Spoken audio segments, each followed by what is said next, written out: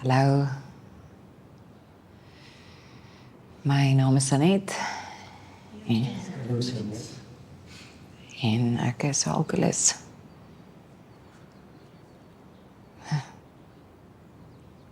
Ek het weer begin drink. Ruk al, die man met wie ek so getrou het. Dit maak eintlik nie saak nie, my punt is my lewe is onderste bo en ek het die fout gemaak om weer 'n drankie op te tel. Ek het vir myself al die olie in te tel. Dis net 'n paar slukkies, ek verdien nie troos, ek het dit onder beheer.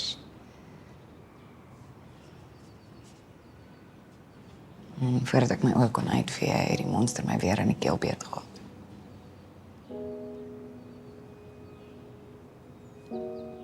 Ek sê altyd, dit vat net een drankie.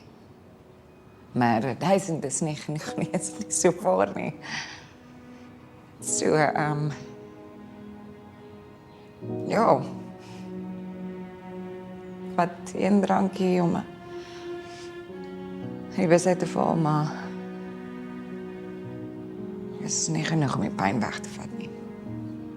So ek het nou maar besluit om dag vir dag te vat.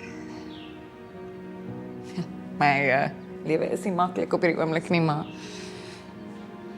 ten minste as drank nie my baas is nie, het ek 'n kans op geluk. Of dit moontlik is, weet ek nie.